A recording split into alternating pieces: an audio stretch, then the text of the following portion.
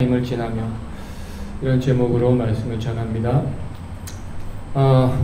하프타임이란 뭘까 잘 아시겠지만 축구나 농구, 이런 럭비, 이런 운동을 하다 보면 전반전이 끝나고 쉬는 시간이 있습니다. 그 시간 하프타임이라고 하는데요.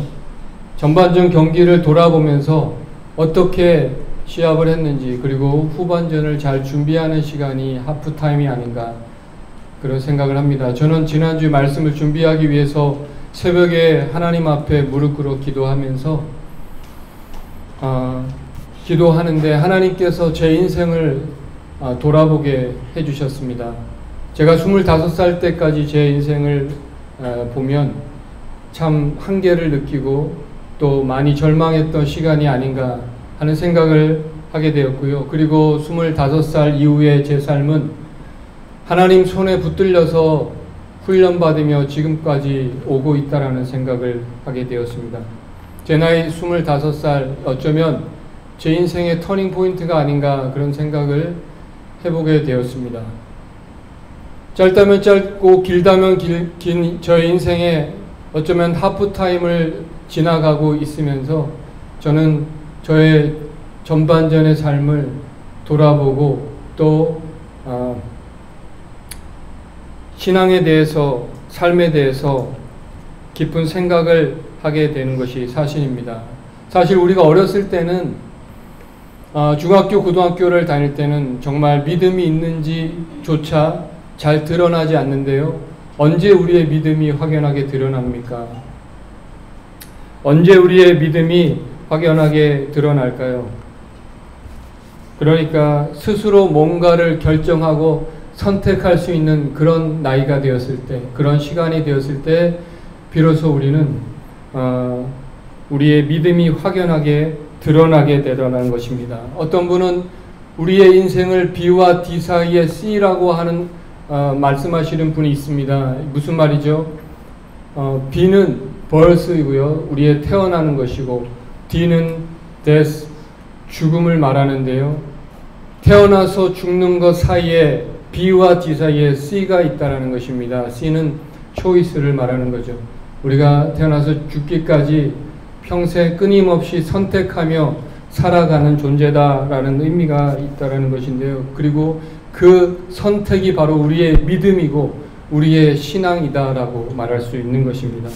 과거의 제 삶을 돌아보면 대학을 떨어지고 재수를 하고 또 전문대를 들어가서 학교를 다니다가 끌려가듯 군대를 가고, 군대에서 힘든 훈련을 받고 전방에 배치되어서 6개월 만에 또 행정병이 돼서 밤에 잠도 못 자는 업무에 시달리며 그렇게 군생활하다 제대를 했습니다.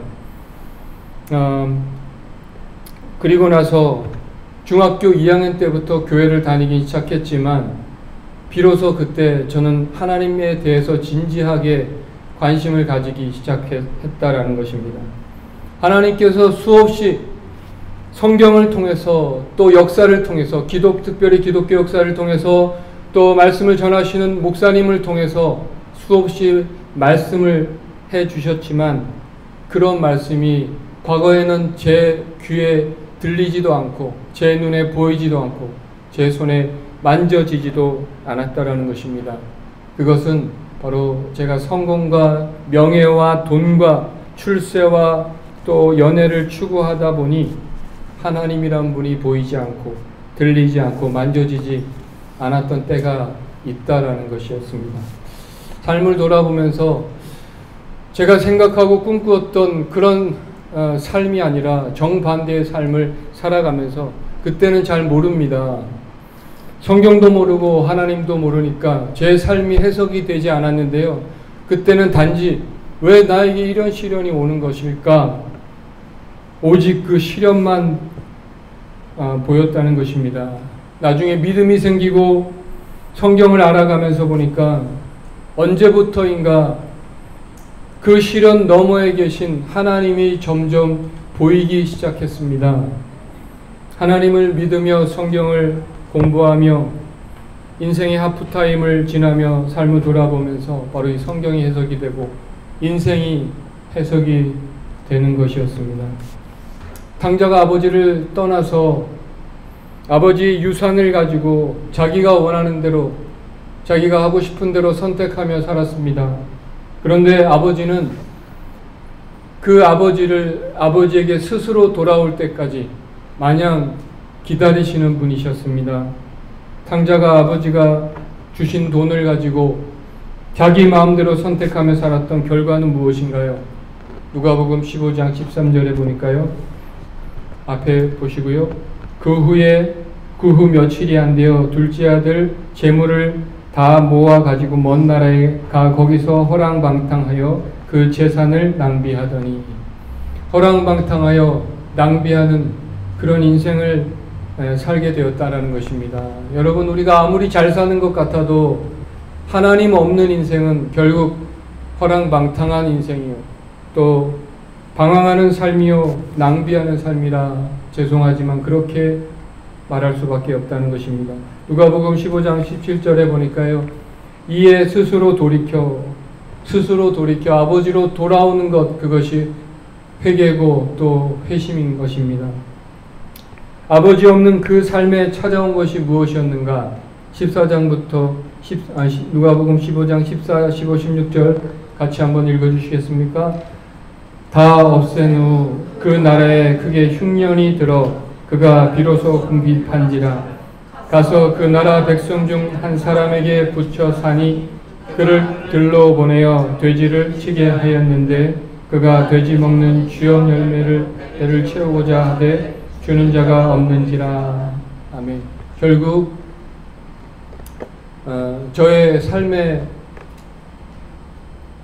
20대 초반의 삶은 결국 그 삶의 시련들이 저를 하나님께 돌아오게 하더라는 것입니다.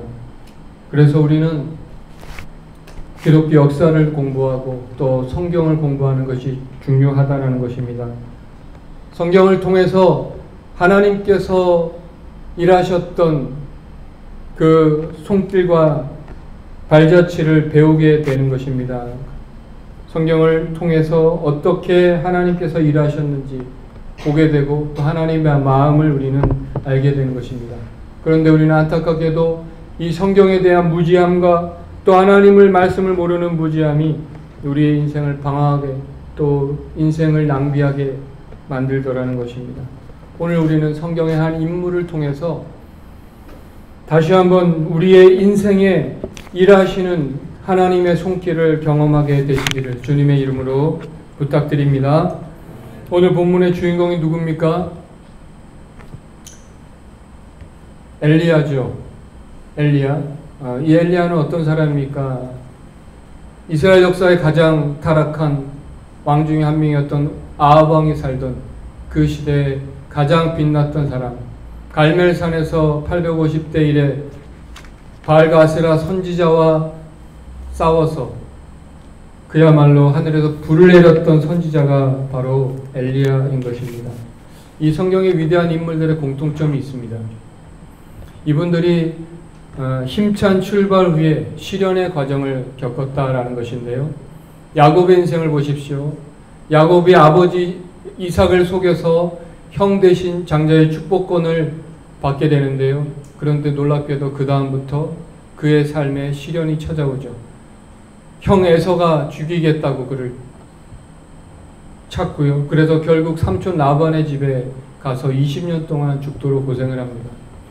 또 요셉의 삶을 보십시오. 어느 날 아버지와 형들이 자신 앞에 절을 하는 꿈을 꾸게 되는데요.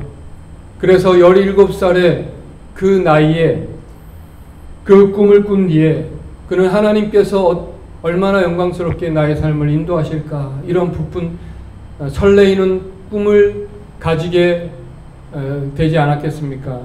그런데 그 꿈을 꾼 뒤에 그에게 찾아온 것은 바로 형들의 무서운 미움과 분노였습니다. 그래서 형들에게 결국 팔려서 노예로 애굽으로 가게 되고요. 또 누명을 쓰고 감옥에 가게 되는, 정말 죽을 고생을 하면서 10년 넘도록 불행과 불행을 거듭하는 비극적인 과정을 겪게 되었다라는 것입니다. 또 여러분이 잘 아시는 이 모세의 삶을 보십시오. 그가 40세가 되었을 때 조국과 민족을 위해서 큰 꿈을 가지고 정말 어려운 칼을 들면 사람들이 자신을 다 따라올 것이라고 생각했는데 자신들을 괴롭히는 애굽 사람을 쳐 죽이고 또 반기를 들었는데요. 사람들은 오히려 그를 따르지도 않고 아무도 그에게 오는 사람은 없었습니다. 오히려 그때부터 도망자의 신세가 되어서 40년이라는 장구한 세월을 광야에서 고독과 씨름하며 싸워야 하는 그런 길을 밟습니다. 다윗도 그렇지 않습니까? 10대 나이에 정말 한 나라의 왕으로 기름 부음을 받지만 그런 영광스러운 축복을 받았지만 그 뒤로부터 시작해서 30세가 되기까지 그 인생의 청소년기와 청년기에 그 황금 같은 기간에 사울 왕에게 쫓겨서 엔게디 광야를 돌아다녀야 되는 그런 외로운 인생 살게 되었습니다. 알고 봤더니 나중에 그가 왕이 되고 나서 그가 싸웠던 지역이 바로 엔게디 광야였다라는 것이 참 아이러니한데요. 물론 그것은 그들 자신의 잘못이 아니었고요. 엄밀히 말하면 하나님께서 그런 상황을 허락하셨다라는 것입니다. 왜 그럴까요? 왜 우리 인생이 꿈과 희망으로 시작해서 그렇게 낙심, 좌절 그리고 실망을 겪어야 하는 것일까요? 오늘 우리는 이런 과정을 겪게 될 때 이런 질문을 하죠. Why me? 왜 하필 저입니까? 내가 무슨 잘못을 했습니까? 먼저는 이런 시련을 통해서 우리는 그 시련 중에도 하나님께서 함께 하신다라는 것을 우리는 기억하셔야 되고요. 하나님께서 수없이 말씀해 오셨고 하나님께서 지금까지 성경을 통해 또 목사님을 통해 말씀해 오셨는데 어쩌면 우리의 욕심 때문에 하나님이 보이지 않는 것은 아닐까 우리가 다시 한번 돌아봐야 한다는 것입니다. 오늘 본문의 주인공 엘리야 역시 멋진 출발을 합니다. 당대의 가장 악한 왕이었던 아합 왕 앞에서 담대하게 목숨을 내걸고 선포를 하죠. 그리고 뭘 하죠? 그리고 나서 그는 도망을 갑니다. 도망가서 3년 동안 그것도 짧은 기간도 아니라 3년 동안 숨어서 지냅니다. 한마디로 큰 소리 한번 뻥치고 도망가버린 민망한 신세가 되었는데요. 이것이 바로 오늘 본문 열왕기상 17장의 본문 내용이고요. 그런데 왜 그러셨을까요? 왜 하나님은 엘리야에게 도망가서 숨어 살라고 말씀하셨을까? 여러 가지 이유가 있겠지만 바로 그것은 그리 시냇가는 하나님의 훈련이었다라는 것입니다.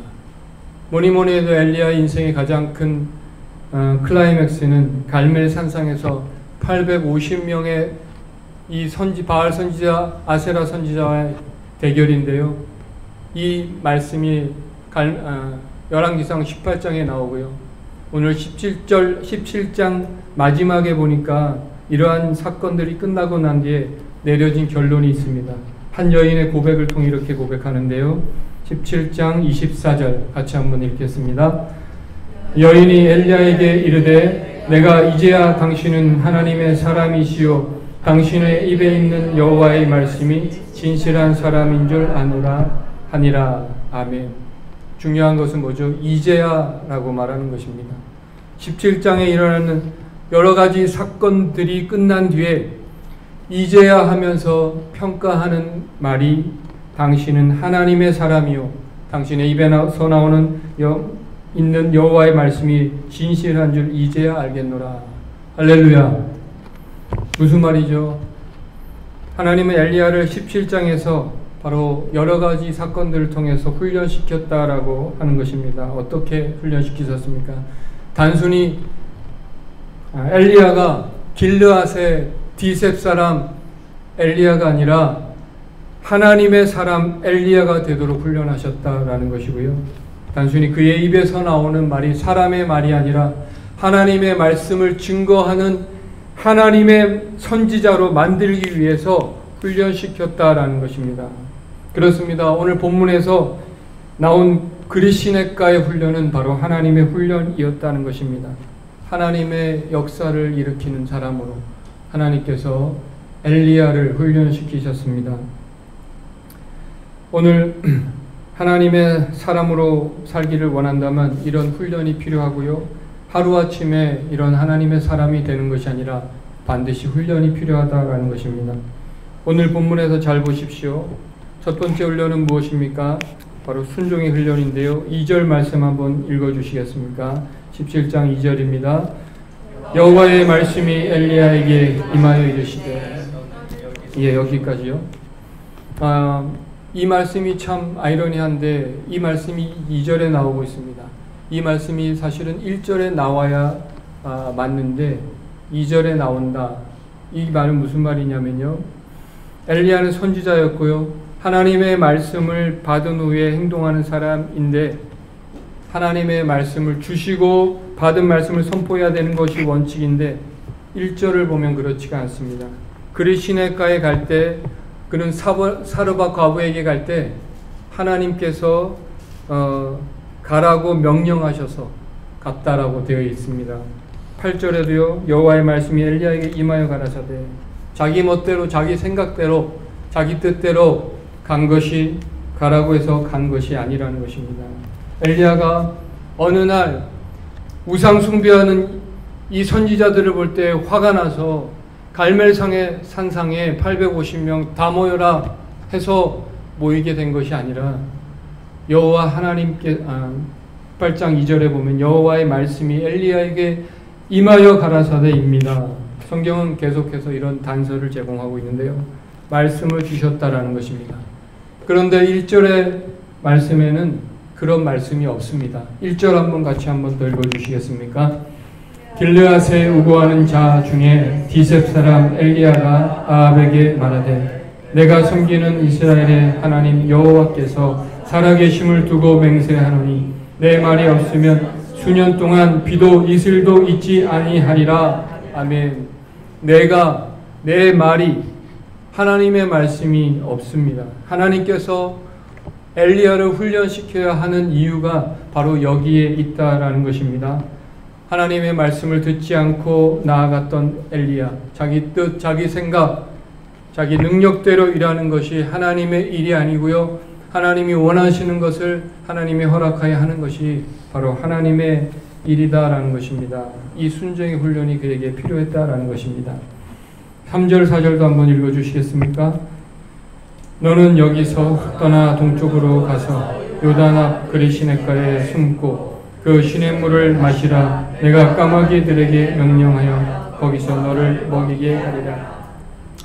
엘리야는요, 불타오르는 하나님에 대한 열심과 열정을 가진 사람이었습니다.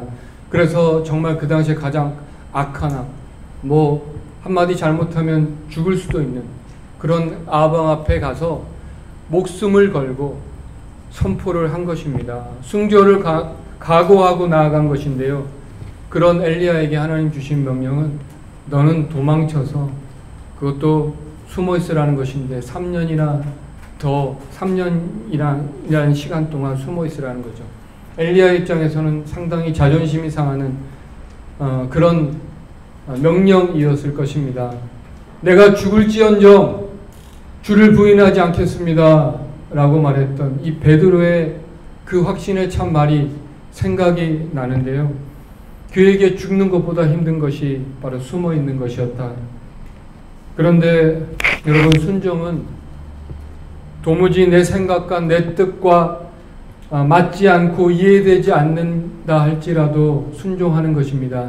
마치 아브라함이 아들 이삭을 바치라는 아버지 하나님의 그 명령 앞에 하나님의 말씀이라는 그 말씀 때문에 순종했던 것처럼, 그리고 이스라엘 백성들이 에게 여리고성을 하루에 한 바퀴씩 7번째 날에는 7바퀴 돌고 소리쳐 외치면 성이 무너진다.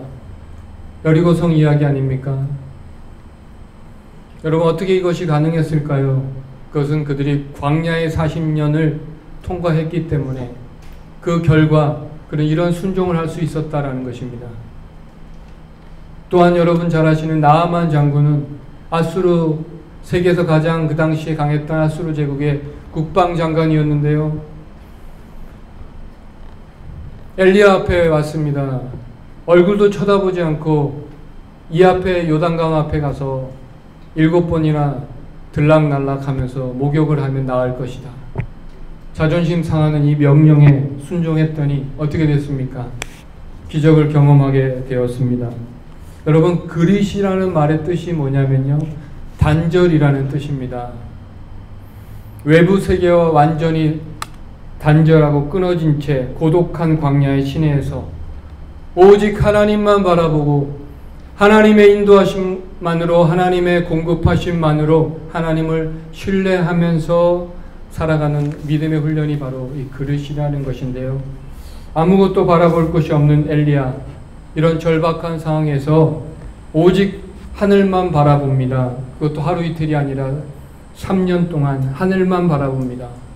여러분, 매일매일 매 순간순간 하나님을 바라보며, 하늘을 바라보며 하나님의 인도하심과 공급하심으로 이끄시는 하나님의 훈련장으로 저와 여러분을 하나님께서 이끄실 것입니다.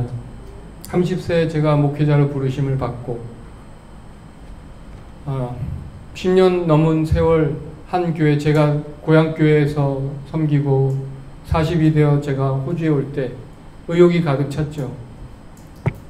한때는 목회할 것이 없어서 또 청소일만 하면서 지냈던 세월들이 있었고요. 교회를 시작했지만 이렇게 어쩌면 연합회도 가입되지 않고 홀로 변방에서 사역한 느낌이 들 때도 있었습니다. 언젠가부터 새벽마다 하나님의 말씀을 묵상하며 올려야겠다는 감동이 있어서 새벽에 일어나서 하나님의 말씀을 듣고, 세상의 소리가 아니라 하나님의 말씀을 듣고 묵상하고 하나님 바라보고, 그렇게 말씀을 묵상해서 올린 지가 3, 4년이 지난 것 같습니다. 말씀을 준비하면서 지금 내가 보내는 시간이 그리 시냇가의 훈련이구나 하는 생각이 들었습니다.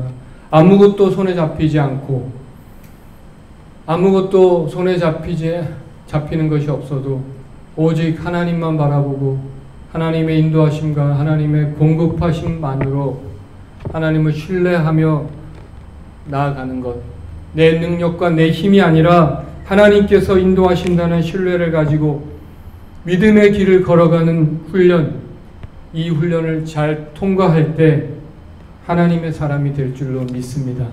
할렐루야. 지금까지 한결같이 믿음 하나만으로 살아오신 저와 여러분을 다시 한번 주님의 이름으로 축복합니다. 앞으로 남은 하프타임은 하나님의 사람으로 더욱 믿음의 길을 걸어가시는 그런 저와 여러분 되시기를 다시 한번 주님의 이름으로 축복합니다. 아멘. 같이 한번 오늘도 찬양하고요, 같이 기도하기 원합니다. 전능하신 나의 주 하나님, 오늘도 나의 삶을 이끄실 그 주님을 바라보면서 찬양했으면 좋겠습니다. 전능하신 나의 주 하나님, 능치 못하실 일 전혀 없네. 능치 못하실 일 전혀 없네. 우리의 모든 간구와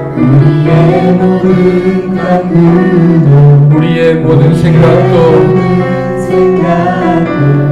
우리의 모든 꿈과 모든 소망도 신실하신 나의 주 하나님은 신실하신 나의 주 하나님은 우리의 모든 괴로움 바꿀 수 있네. 불가능한 일 행하시고 죽은 자를 일으키시니 그를 이길 자 아무도 없네. 아멘. 주의 말씀을 의지하여 기쁨으로 눈을 던져 오늘 그가 놀라운 일을 이루시는 주의 말씀 의지하여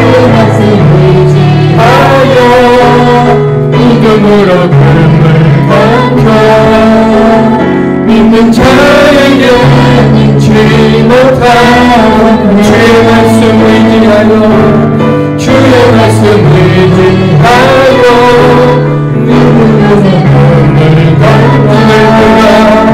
오늘 그가 놀라운 일을 이루시는 것 보라. 주의 말씀 의지하여 믿음으로 던져 믿는 자에게 믿는 자에게 능치 못함없네. 믿는 자에게 능치 못함없네. 아멘. 같이 한번 눈을 감아 주십시오. 오늘도 주의 말씀 의지하여 깊은 곳에 믿음으로 금을 던지시는 저와 여러분 되셨으면 좋겠습니다. 오늘도 아무것도 손에 잡히는 것 없고 귀에 들리는 것 없고 오직 주님의 말씀 붙들고 믿음으로 걸어가시는 그런 저와 여러분 되셨으면 좋겠습니다. 엘리야가 그리 시내가에서 3년이라는 세월 동안 아무것도 한 것이 없고요, 오직 물어다주는 그 까마귀의 아침 저녁으로 떡과 고기를 먹으며 그 무엇을 생각했겠습니까? 오직 하나님만이 사람이 떡으로만 사는 것이 아니라 여호와 입에서 나오는 모든 말씀으로 사는 줄 너희로 알게 하겠다라는 것을 그는 깊이 배우지 않았겠습니까? 오늘 우리의 삶의 시련 속에서 여전히 주님은 말씀하고 계십니다. 하나님 없는 인생, 그것은 방황하는 인생이요, 낭비하는 인생이요. 오늘도 그 시련을 겪어야만 우리가 하나님의 뜻을, 하나님의 마음을 안다면 어쩌면 하나님께서 그 시련을 우리에게 허락하실지도 모르겠습니다.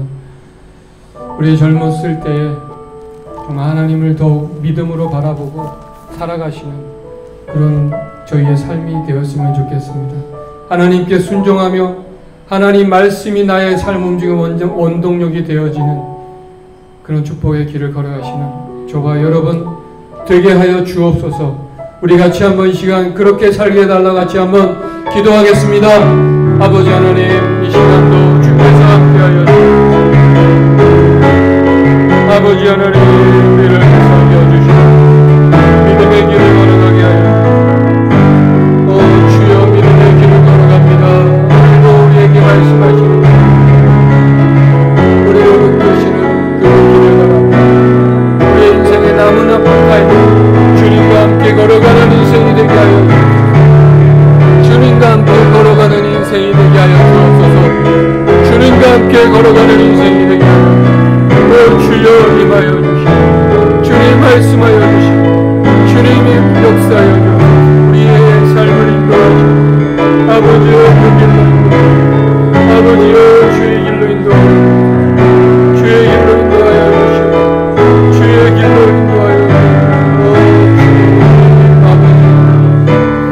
아버지여 믿음으로 살아가시고 주님 말씀하여 주시고 아버지 우리의 인생의 삶을